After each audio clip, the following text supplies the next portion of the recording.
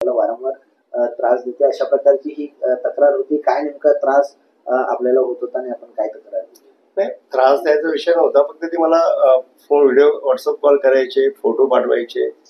तर मी एकदा मग ब्लॉक केला, मग आणि एकदा दुसऱ्या नंबरने परत पाठवायचे, व्हिडिओ कॉल करायचे, परत मी ब्लॉक केला. असं वारंवार 1-2 वेळा घडला. त्यानंतर मी समोरच्या व्यक्तीला सांगितलं, बाबा मी पोलीस कंप्लेंट करतोय, तुम्ही असं काय पाठवू नका. त्यानंतर ऐकल्यानंतर मी लाईव्हला मी राहतो हिरानंदन मेडर्समध्ये, मला चित्रसर पोलीस स्टेशनला मी काल कंप्लेंट केली आणि आमचे DSP साहेब प्रशांत कदम साहेबांची भेट घेतली आणि रितसर मी कंप्लेंट केली. एवढाच विषय. आणि पोलिसांमध्ये पूर्ण विश्वास आहे. रितसर कंप्लेंट दाखल झाल्यानंतर रितसर ते तपास करतील.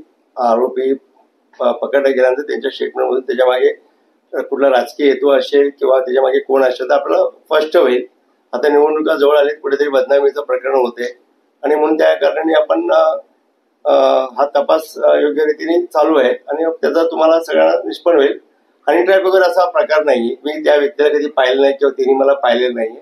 मी कधी व्हिडिओ कॉल फक्त फोटो वगैरे असतील, फोटो वगैरे पाठवणे वगैरे हा प्रकार होता, SMS करणं प्रकार होता. आणि मग मला मदत पाहिजे, पैसे वगैरे पाहिजे, मी सरळ कंप्लेंट दिली. एवढाच विषय बोलणार. सर, किती त्रास जाणवतो? कारण की सगळं तुम्ही तर पॉलिटिकल लोक आहात, सर्वसामान्य लोकांना अशा प्रकारचा किती त्रास जाणवतो? मला बाकीच्यांचं माहित नाही. मला जे झालं, जे जाणवलं, आणि मी एका कुठलाही वेळ न लावता मला गणपतीच्या उत्सवामध्ये आता वेळ नव्हता, नवरात्री उत्सव चालू होते आणि असं मला वेळ भेटला तसंच मी पोलीस स्टेशनला कंप्लेंट करून रिसर कंप्लेंट केली आणि गावी पण माझ्या पोलीस स्टेशनला सूचना केल्या सगळ्या.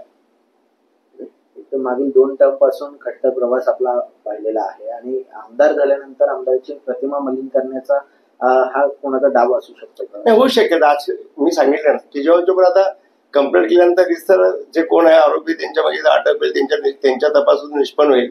मला माझ्या मागे कोण लागले कारण ते मी कसं काय बोलू शकत नाही ना.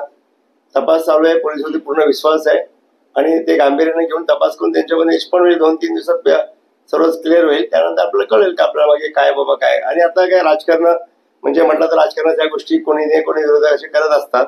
आता सगळ्या निवडणुका आलेत. आम्ही निवडणुकीच्या ग्रामपंचायत असेल, नगरपंचायत असेल किंवा पंचायत राजच्या निवडणुकीमध्ये आम्ही गांभीर्याने त्याच्याकडे लक्ष आहे. आम्हाला अशा फालतू गोष्टी लक्षात नाहीये. खरे वारंवार घडी प्रत्येक वेळा मोबाईल चेंज करून असे पाठवत होते.